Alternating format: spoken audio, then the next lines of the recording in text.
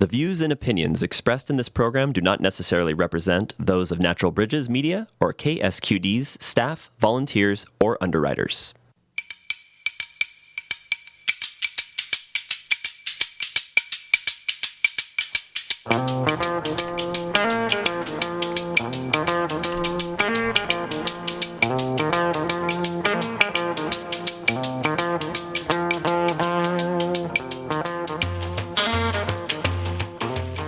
Hello and welcome to Talk of the Bay.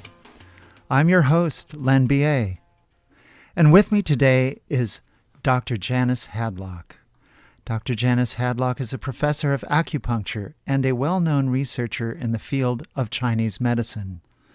She has been published in the top journals in the field and had a commentary published in the New England Journal of Medicine, the first non-MD acupuncturist to be published in that medical journal. Early in the COVID pandemic, she discovered that the symptoms of COVID and of long COVID are caused by a trio of electrical blockages in the subdermal fascia.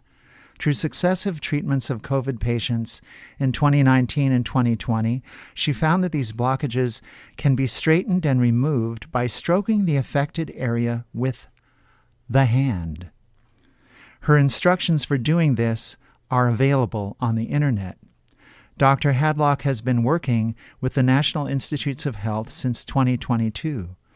Although the National Center for Complementary and Integrative Health has approved the treatment, its parent organization, the National Institutes of Health, has been suppressing the information for 3 years.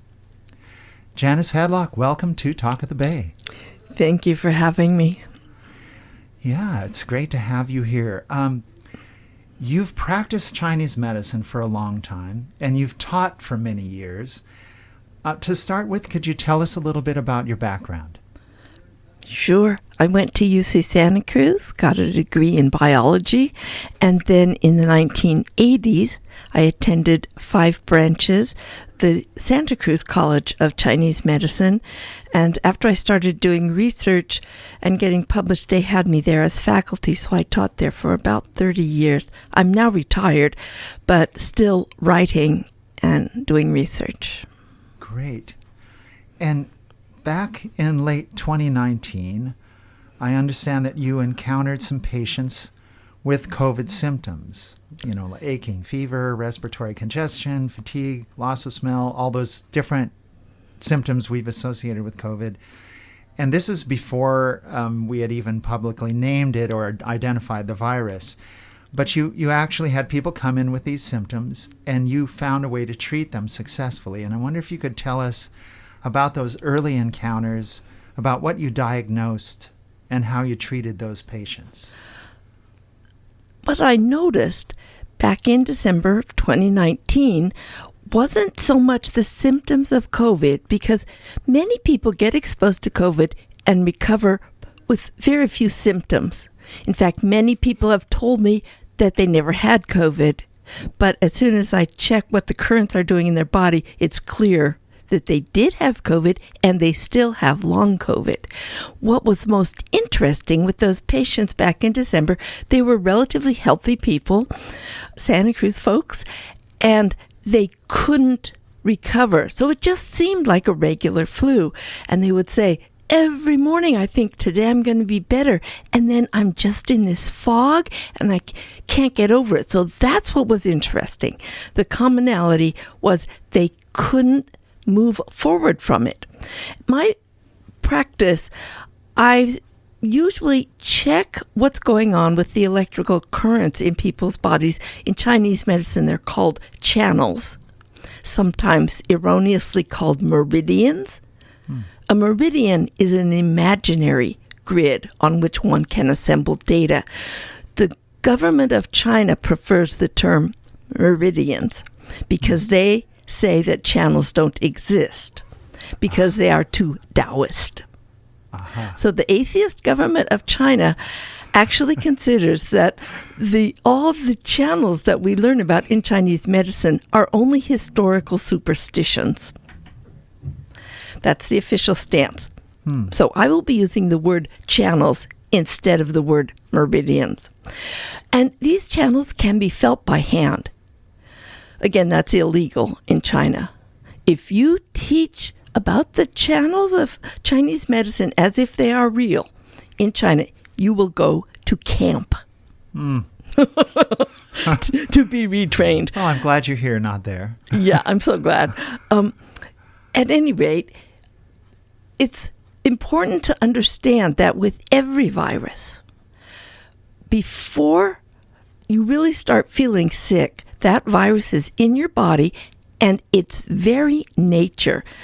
You could say the electromagnetic field generated by its shape and its DNA and its behavior is able to disable some location on a human. That's what makes it successful, because by doing this, it buys some time to incubate. So when you get a flu, you might notice you get achy in the shoulders, or maybe in the legs, or maybe at the elbow. There's all kinds of different places that you'll just feel kind of crummy. That's actually the virus affecting your electrical system so that it can slow you down and make your immune system not work very well. Then when you are sedated enough, the virus tears off its whiskers and it's exposed, and then it goes into overdrive, and that's when you really feel sick and you come down with something. So most viruses, all the ones I've ever noticed, disable a human at one location. Like some of the ones I've already mentioned. It might be a headache. What I noticed in 3 patients in December of 2019, before COVID had a name, I had 3 patients who I would run my hands over the channels, and they all 3 had the same trio of blocked locations in their body. So 3 blockages, not 1. Not just 3. One of the 3 was on the back at approximately the level of the 7th thoracic vertebrae. That's one that we had seen in 2017, which is a year where we had twice as many flu deaths as normal. So that was interesting right there, because when the blockage is on the spine, in the skin that runs over the spine, just under the skin, you're going to be a lot sicker because your spinal column is being affected. This trio, there was one at the elbow, a very common location for a virus to disable, and the location at the thoracic vertebrae, and the third one, which was terrifying, was inside the head at the striatum.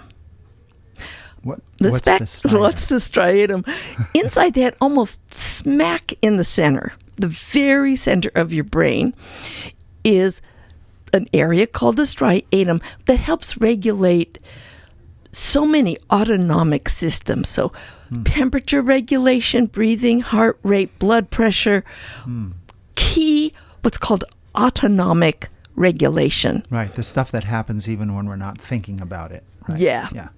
Core stuff. And it's also the part of the brain that helps regulate the release of midbrain dopamine. That's the dopamine that we know helps you anticipate joy, feel joy, spread joy. So people think dopamine makes you happy. Not necessarily. On the sides, it makes you anxious. But midbrain dopamine is the happy one, and it's regulated by the striatum. So every person, you can feel by place, I can feel, and if a person has been trained in feeling the channels, if you put a finger at the forehead between the eyebrows and at the back of the head, at the hairline, at the center of the neck, you can feel the current that runs between your fingers there, and it should run from back to front. It's a unidirectional current. And everyone who had this condition that they couldn't overcome, they couldn't snap out of it, had a blockage in the middle of their brain at a key location. And at the time, after I saw the third patient, I said, my gosh, if this is the winter flu of 2020. People are going to be dying in numbers we've never seen. Because I'd never seen anything like this. Instead of one location on the elbow or the knee, this was 3 locations, one at the back, one inside the brain. Yeah, which seems like those would be much more disabling to your immune system and the rest. Oh, absolutely, because if your striatum is not functional, you don't have a chance, really. You're going to be at the mercy of this bug. The interesting thing, and I want the listeners to know that there's instructions on self-treatment for COVID. There's a website. We'll give you that information later. But it's simple. It's a self-treatment, and there's video content. There's a lot of information on the website, and it's been approved by the NIH. So, getting back to the subject, when I treated these people simply by stroking their elbow in the correct direction to get static electricity moving again, and stroking the back, and then holding a finger at the back of the head and the front of the head, and encouraging the patient to imagine a current going through their head. I drew a little map for them. They all said very similar things. The most common, which I've heard now over the years, is, "I'm back." People feel a stunning shift in mental clarity. They also feel that their body is lighter, physically not so dense and heavy. That's a function of dopamine release. They also look out the window and they say, "Oh, the colors are so bright." And again, this is a dopamine function. So the striatum is really the most important part of it. But that's interesting, because I remember hearing anecdotal accounts of people who had COVID, had tested positive for COVID, saying that the colors seemed duller. Yes. Right. So that's an interesting one, that would be a reaction. And it's very quick. It's within minutes. Yeah. So within minutes, people suddenly say, "Oh, I'm back. Wow. Colors are brighter. I feel so different. Huh?" And they're able to go on their way. And they have this response. If I diagnose them, if I can feel at the elbow that current is blocked, I can feel on their back that current is blocked, and I can feel running through their head it's blocked. Even if they say to me, "I never had COVID," if those currents are blocked and I treat them, they will say, "Oh, I'm clearer in my head. The colors are brighter. I feel lighter." And then I say, "That's because you had long COVID." And they say, "But I never had COVID." And I get to explain, you never had the symptoms. You were asymptomatic. And many healthy people are asymptomatic. But they still had COVID. They were exposed to it. And now they have long COVID. Interesting. Yeah, I was diagnosed with COVID twice. The first time I had flu-like symptoms. I recovered, in like 4 days, where I was back to functioning again, although I felt more, what would I say, off keel than normal after a flu. Like the off keelness lasted for a couple of weeks. But the second time I had it, the only reason I knew I had it is I was going to an event that required testing. And I tested myself, and I went, "Oh, I just tested positive." And I felt no symptoms. So, I get what you're saying. And I want to go back to what you were saying about flu deaths. You mentioned in 2017 there was a flu going around, and it doubled the annual deaths. I assume you're talking about deaths in the United States. Yes. And just for just to give a sense of scale here, I think the average number of people who die from flu in a given year is between 40 and 45,000. Yes. And so that's an average historically. If you're saying that's double, that's like 80. It was around 80,000 that year. Right. And then, of course, we know that hundreds of thousands of people died from COVID. So a very different animal there, if we will, or different virus. Yeah. It's an animal.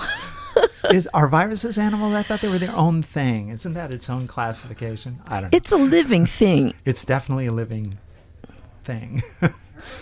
thing. Wow.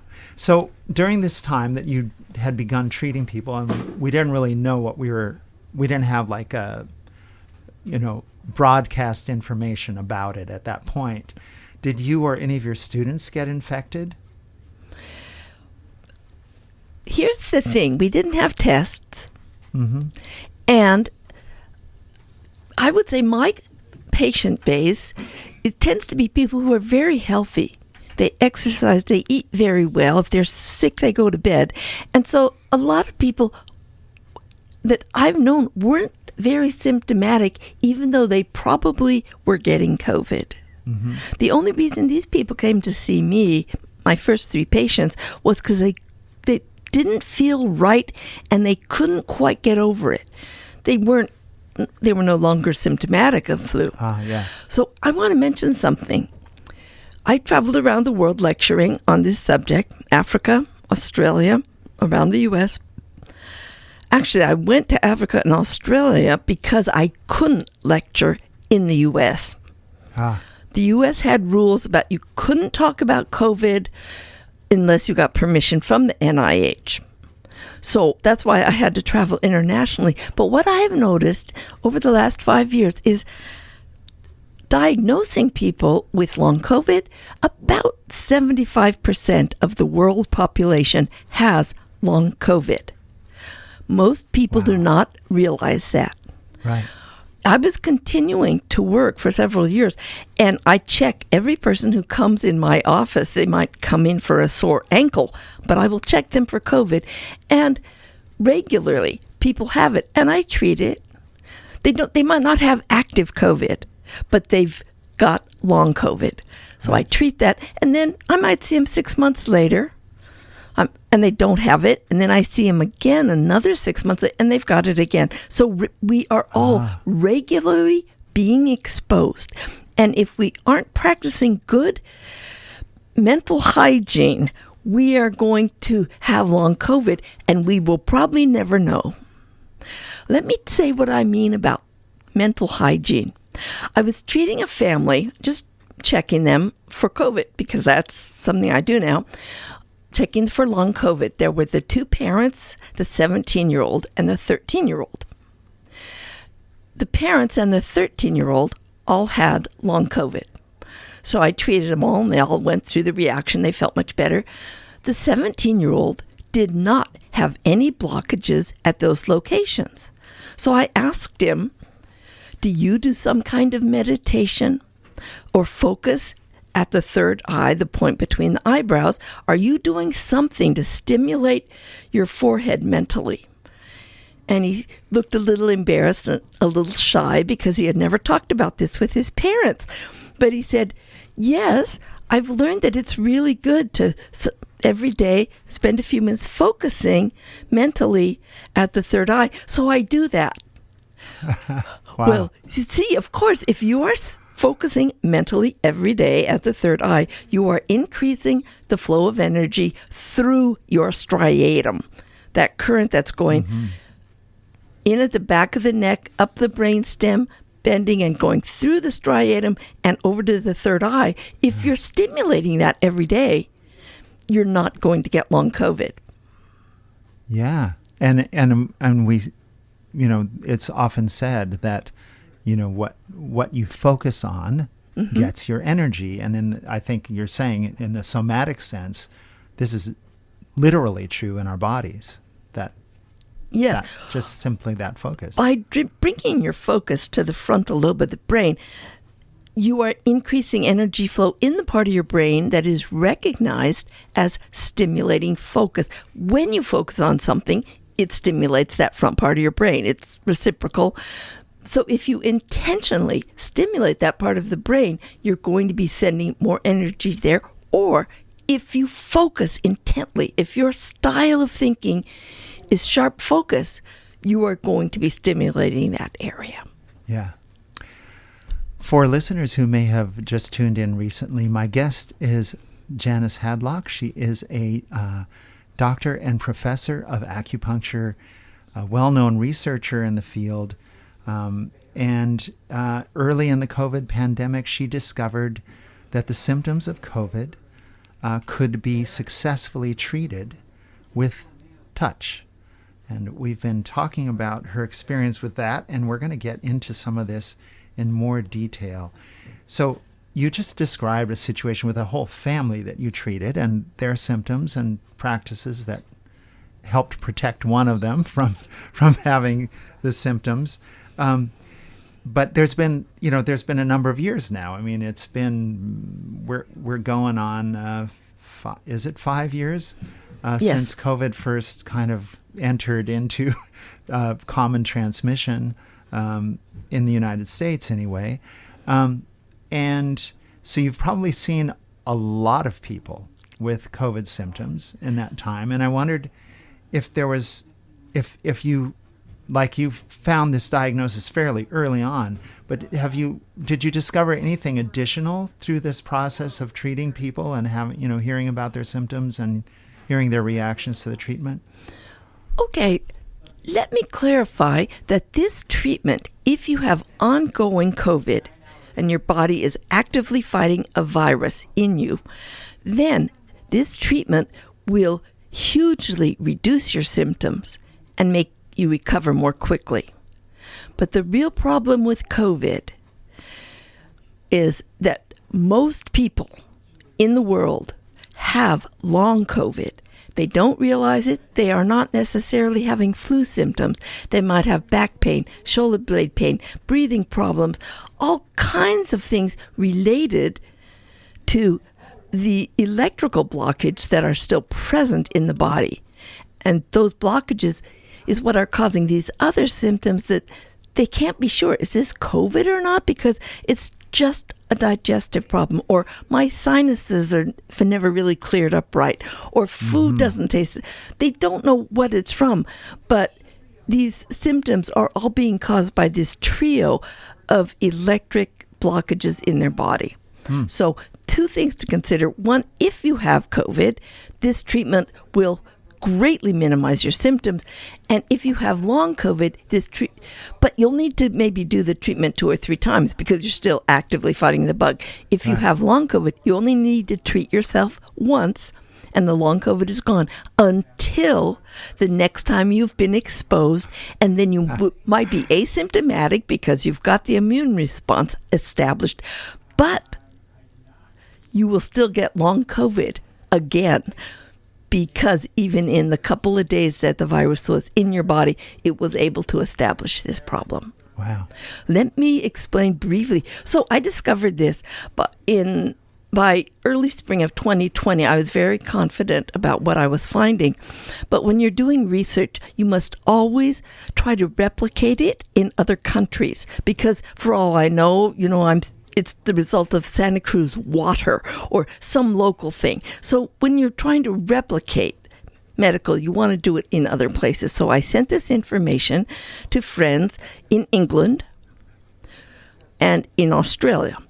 The people in England were acupuncturists who were also working as nurses in a hospital. They did this treatment on people who were waiting for respirators. Wow. So these people were dying. They were very sick, maybe going to die if another respirator didn't open up soon enough. All 3 of the patients who were treated, who were sort of in coma, were discharged the next morning. They were treated at night, and their symptoms were so gone that they went home because there were other sicker people, right? Yeah. So that was very exciting. And in Australia, my colleague there also was seeing the same results. So we tested it before I submitted it to the NIH. I'm a researcher. I know the drill. I tested it in other places, got confirmations. So then they had a special portal at the NIH for submitting COVID information. I submitted in June of 2020. I heard back. We received your information. We are going to transfer it to the NCCIH, the National Center for Complementary and Integrative Health. And I never heard from them again. which is why I had to travel internationally to share this information. Finally, I got so tired of waiting and getting no answer. And in the meantime, I had published this in the top journal of Chinese medicine, done a lecture circuit. I called Jimmy Panetta's office. Mm-hmm. They are wonderful. Our local congressperson. Our local congressperson. And they sent me immediately a backdoor email address for the NCCIH. Mm-hmm.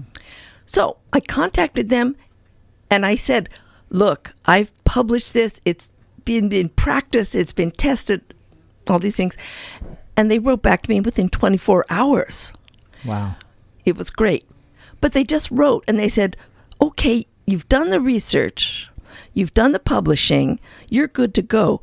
Please share this information with patients, students, and all media and medical institutions. The NIH does not do promotion. Mm-hmm. That's not part of their program.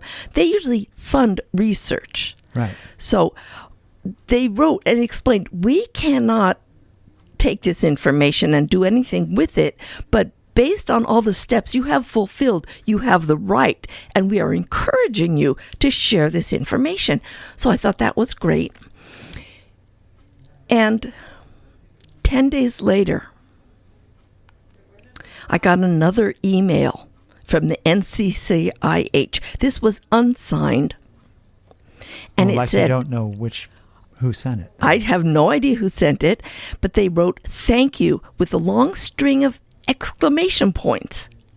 And then they wrote, please share this information as widely as possible. Again, another thank you and a row of exclamation points. So clearly, this person knew someone who had long COVID, had done the technique, waited 10 days just to be on the safe side, and then wrote back. And I wasn't surprised because this works. It works fast. It works in minutes. And so I was spending that time setting up a website. We've got a website now. It's in English and Mandarin, and it's got video content. It's got so much information. It's got information on the bioelectric non-neural system that we're treating when we're working with acupuncture. For someone who wants to know what's the biophysics here, great. I wrote some essays on that. There's information, diagrams showing the 3 points that need to be stimulated to turn off the long COVID. There's videos of that. There's a massive amount of information. If you want to go to the website, you'll go to the part that says treatment, or on the phone app, it says self-treatment. So if you go to your computer, look at the menu, click on treatment, and then choose self-treatment. If you're using your phone, go to the little 3 bars up at the top, so-called hamburger. Click on that and scroll down to self-treatment. And when you click on that, it explains in absolute detail with diagrams and a video exactly what you need to do. Some people can't touch their own back. Fine. Mm-hmm. Have a friend do it. I still call it self-treatment because you don't need to go to a doctor. You don't pay anything. This is free. There are no cookie collections on the website. This is pure nonprofit information for the sake of health, because if you think about it, if you've got 75% of the people in the world having muddied thinking and not feeling right, I think that actually helps explain some of what's going on in the world today. No kidding. Well, knowing that it's hard to totally take in the spelling of a website on the air, I'm going to ask you to spell it out for me. I'm going to write it down, and then we'll repeat it again at the end of the show. Okay. And then when this is up on our website, ksqd.org, if you haven't looked at it, you should. This will be up as a podcast, and it'll include in the text describing what the podcast is about. It'll include this website information as a live link. So, but first, go ahead and give it to me if you know it off the top of your head. I'd like to give it now and again at the end of the hour. Great. The URL is COVID treatment. That's one word. There is no space between COVID and treatment. .info. That's INFO. Wow, that's easy. So easy. Yeah, excellent. Okay, covidtreatment.info. And if you're suffering from symptoms right now, go ahead. Jump on that web and check it out, because this is, as Dr. Hadlock says, it's free. It's available right now. It's available to everyone. Well, we're going to take a really short break. We'll be right back with more conversation with Dr. Janice Hadlock right after this.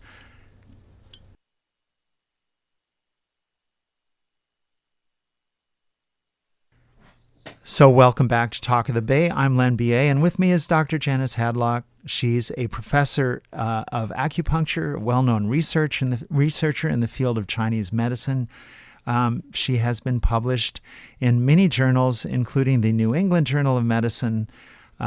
And early in the COVID pandemic, she discovered that the symptoms of COVID and of long COVID are caused by a trio of electrical blockages in the subdermal fascia, which can be treated very simply by stroking the affected areas with the hand. And her instructions for doing this are now available and have been available for a few years now on the internet.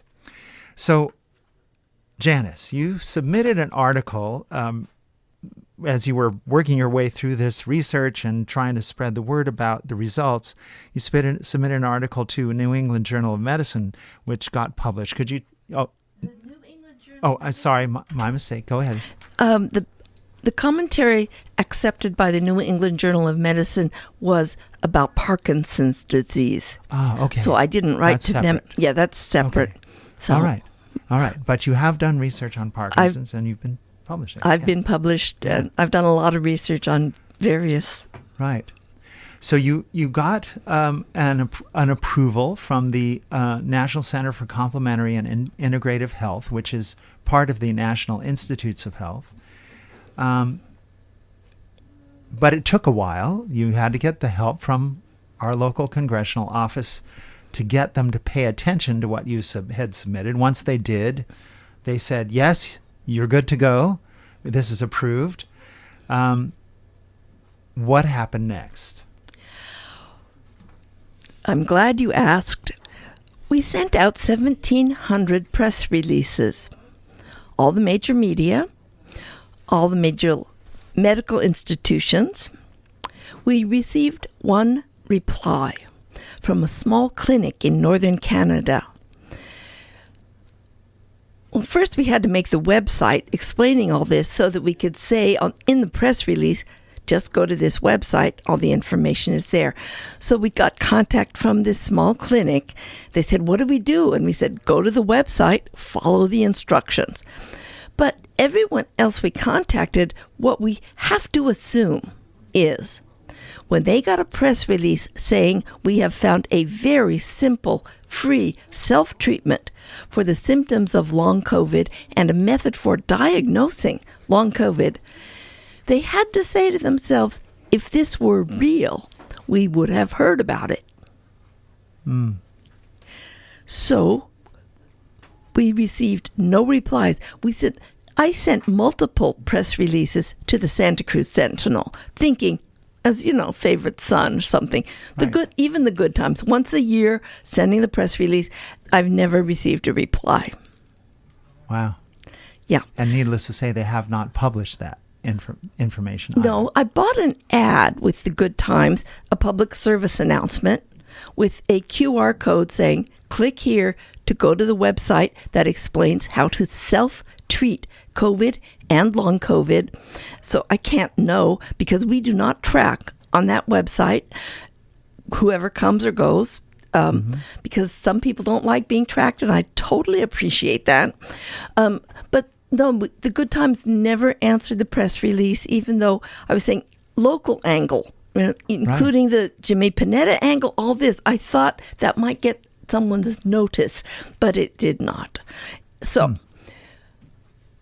now we're going to move forward. What the NIH, now that's made up of 27 different institutes and centers. They started a program in 2023 every spring where they ask all of their institutes and centers to contribute the best stuff they have on COVID. So the NCCIH was very excited by this, and they said, we're submitting your information, we're giving them your name. And then the NIH contacted me with this standardized form that says, how many doses do you have prepared if you're going to be accepted into the NIH experiment for COVID? How many, have you been approved to do this on humans? Blah, blah, blah. Technically, because this technique consists of running your hands across the skin at the elbow and back, you don't need permission because you're not doing anything. You're not dangerous or technical. You're not taking anything in. It's not a drug. Not a drug. No. Right. So, as far as the Western medical world is concerned, you're not doing anything. But, in fact, you're doing a heck of a lot. So, in the spring, they were having this big COVID confab with contributions from everyone, and the NCCIH was so excited they gave them my name. Not as a possible direction for research, but as we have found what is causing the symptoms, and we have found a simple, free treatment. Works in minutes. There is no money in it. Right. So, there's the rub. And the NIH looked at all these different drug things. They were mostly drugs that they were looking for, and completely blew off the NCCIH. They didn't even ask a question of the NCCIH. What is this? Can you explain? They clearly didn't go to the website because they would have asked, they would have been able to contact me. Yeah, sure. They would have understood. So in 2024, I got another email from the NCCIH saying, the NIH is doing it again. We're going to be submitting your information again. And I got the same forms in the mail. How many doses do you have prepared? How are you ready to do a project? Are you ready for research? We're willing to fund you. And I wrote back and said, the research is finished. It's been published in a top-ranked, peer-reviewed journal, the top journal in my field. It's already finished. It's ready to go, and people can recover. I even wrote something like, if you had looked at this earlier when I submitted it in 2020, millions of people might not have died. But didn't get their attention. They ignored it again. In 2025, in the spring, the same thing. So every year, the National... 3 years running. For 3 years running, the National Center for Complementary and Integrative Health has been submitting this highly effective, extremely well tested in many countries, treatment, and the NIH observer group, the one that's judging the possible treatments that they want to look at, won't look at it. You need to understand how most people in the NIH feel about complementary and integrative health. Mm-hmm. It's not real. Right. They treat it as if it was, patent medicine from 1905 or it's something. A joke. Yeah. It's not respected. Mm-hmm. So, essentially, the NIH has been suppressing an effective treatment for COVID because it's coming through the Center for Complementary Medicine. Mm-hmm. And also, the MDs who are assessing these treatments don't know much about bioelectrics. Right. They don't know much about what's called non-neural systems. Nerves, we all know what nerves are. Those are those cells with a big, long, stretchy arm covered with a myelin sheath that gets electric currents hopping from one nerve to the next, and it regulates muscle, motor function, pain response, sensation, that kind of stuff. But most of the electrical system in your body is non-neural. It's electric currents that are traveling through connective tissue, traveling through the fascia, going to every cell at the cellular level. It's ion flux at the wall of the cell, which is a fractal of what's going on in the whole body. And that instruction at the cell wall is what determines at every given moment what DNA will be expressed at that moment, what proteins will be made. So on that cellular level and on the much larger level of organ function, it's the non-neural connective tissue-based electrical system that's regulating this. MDs are extremely non-believers. It reminds me of when Louis Pasteur discovered, he was working with bacteria, which it took 200 years for people to believe in bacteria. He was despised. Louis Pasteur was not admired. Right. However, he came up with vaccines, and he was using them for the farmers who every spring would lose a lot of their baby sheep to a bacterial infection. So he created a vaccine for this bacteria. Suddenly, the baby lambs weren't dying. Well, the farmers were beating a path to his door. He became a very wealthy man. And that's when the MDs began to be curious about his work. Right. Oh, if he's making money, he must be for real, right? Right. He became very wealthy very quickly, and he became a hero of French society. But in this treatment for COVID, there's no money.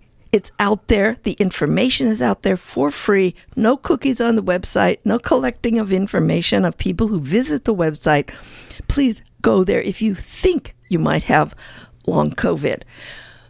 So that was a bit of a digression there. But many MDs do not believe that the bioelectric system is important. In fact, it's what's regulating the whole body. It's what's helping guide the development of the nerves. But some years ago, I was seated at a formal dinner next to a professor of neurology. She asked me what my specialty was, and I said, I'm an acupuncturist. She said, oh, you stick needles onto the nerves to make them work better. And I said, no, that would hurt like heck. I stimulate the non-neural currents running in the subdermal fascia. She jumped up from her chair, said, I don't need to listen to this, and went and sat somewhere else. Wow. Yeah. 3 years later, I saw her again at another dinner, and turns out she had heard that I'd had something in the New England Journal of Medicine, and she walked right over to me and smiled and cooed, and she was so nice to me. But this is just to try to help explain to the general public that a lot of MDs do not credit bioelectrics. They don't learn about it in school, and they learn no practical applications, even though it's a subject that's being studied at Harvard. At Tufts is where the most research is going on in this field. It's been around for a long time. It's a huge, very important field. What is the bioelectrics? What's the biophysics in the body that's driving all these other systems? We look at what's the chemistry. We want to know about the chemistry because we can assess it and measure it.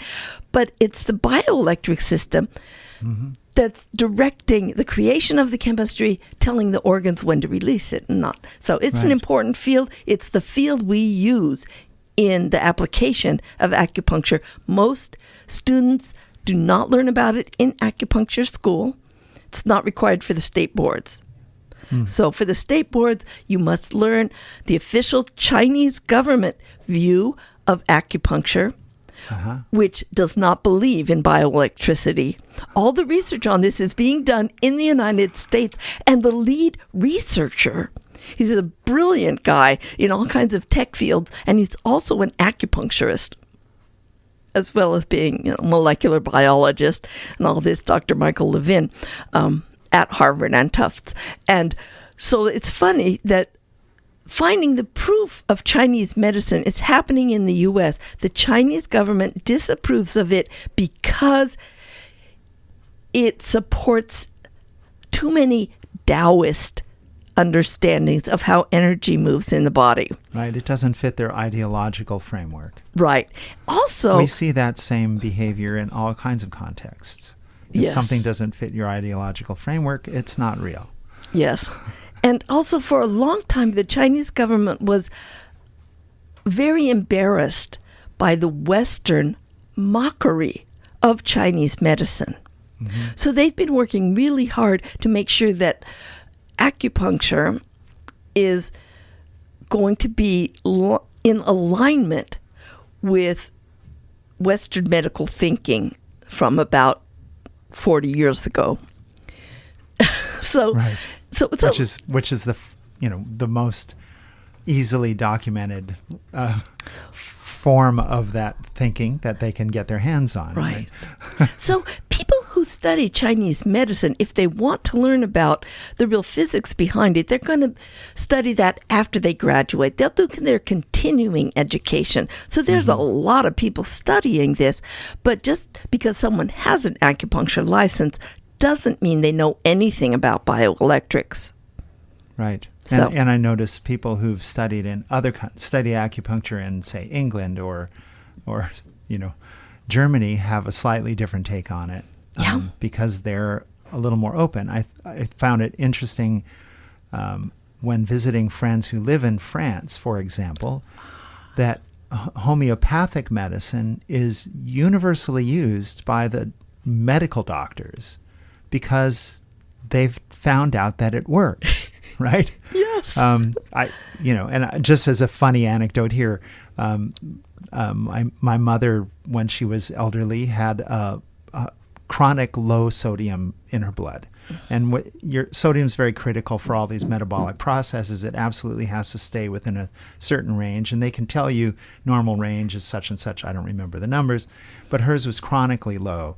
And her gerontologist said, oh, we'll try this, we'll try that. Nothing did any good. Twice it got so low, she had to go in the hospital. They put her on IV high solution of essentially salt, which would raise it temporarily. And as soon as she's off the IV, it would drop down again to her just below normal. If she was just below normal, she was okay. But if she was way below normal, she'd start falling over and stuff. Yeah. Well, I went to took her to a medical doctor who happens to be interested in integrative medicine and complementary medicine, who suggested homeopathic salt. And we were able to get a prescription for it because she had an MD license. And so then she received homeopathic salt. And after about 2 months, her sodium levels were normal and stayed normal right up until, well, I don't know, a couple weeks before she passed, which nobody was testing after that, but anyway, it's an interesting thing that we get so stuck in these notions of, what's real medicine and what's not, that even when we have results, even when we have proven results over and over and over again, we'll just dismiss it because it doesn't fit the model. Right. And that's obviously what you've been going through here. I'd like to say, since you mentioned France, because the French acupuncture world was influenced by the Vietnamese rather than through the Chinese, they have a very richer understanding of Chinese medicine because it was the People's Republic of China after 1950s that modified Chinese medicine to where it doesn't make any sense. But so when you talk to French acupuncturists, it's wonderful because they have much richer understanding since it came through Vietnam, which did not alter the theory. Interesting. And for listeners who may have just tuned in recently, my guest is Janice Hadlock. She's a doctor of acupuncture and professor of acupuncture, and has done a lot of research published in the field of Chinese medicine. And we began this conversation talking about her experience in treating patients right from the very earliest days of COVID with COVID symptoms, and finding out what was causing those symptoms, and finding out that they could be successfully treated really by just physical contact on certain parts of the body where those channels of energy were interrupted by the virus. So,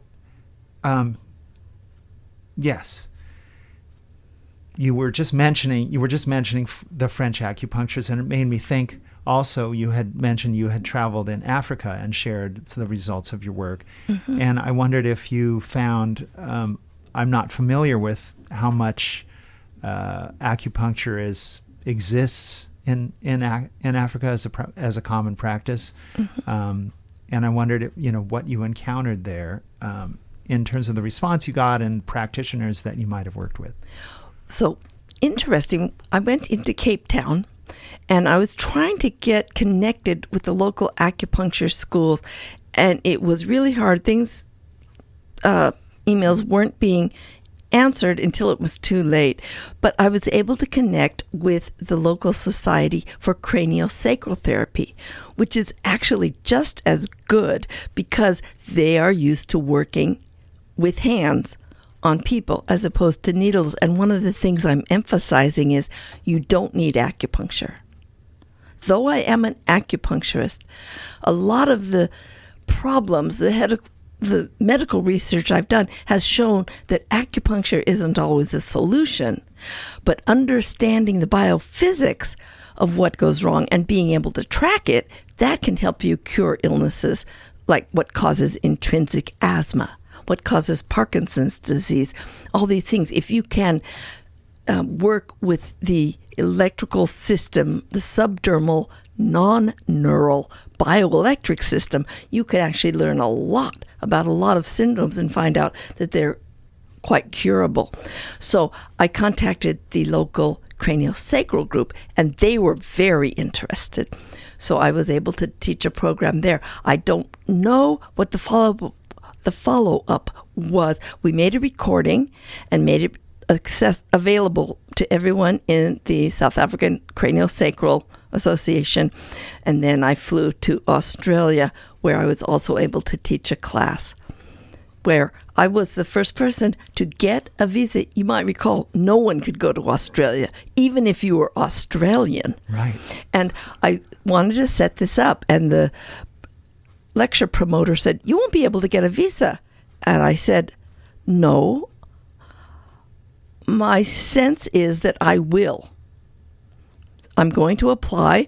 The visa people said, "You need to have a letter inviting you." So he wrote me a letter, and I worked with him before doing lecturing there. And I just said, yeah, I would love to come and teach how to diagnose long COVID and how to treat COVID and long COVID. And I got that visa cleared in 14 days. Yeah. And this is when they were kind of sequestering away from the whole world in the hopes of keeping COVID out. You couldn't even get there if you were an Australian. But I was able to go there because I was talking on the subject they needed to hear. And people were very interested, just really fascinated. Australia is very close to China. They have a large Chinese population. And so Chinese medicine is very much accepted there, recognized. You can learn it in state-sponsored schools. Here in the United States, you have to be going to a private school. But there, you can go to one of the Royal Colleges of Medicine and do the acupuncture program. So great. Yeah, it's wonderful. Very different. Yeah, very different. Okay, we only have a few minutes left. We do. So I'm going to repeat the name. A minute and a half. I'm going to repeat the name of the website. It's COVID Treatment. There is no space between the words COVID and treatment, all one word. So covidtreatment.info, That's INFO, as in information. You can go there and learn as much as you want about Chinese medicine and COVID and how to do a self-treatment, a free, simple self-treatment. There's videos and all the information you need to no longer have long COVID. And it explains also how to diagnose it if you are sensitive to the fields that are given off by the channels. Wonderful. Well, Janice Hadlock, it's been a real pleasure to have you on the show. Thank you for your work, and thank you for being here. Thank you for having me.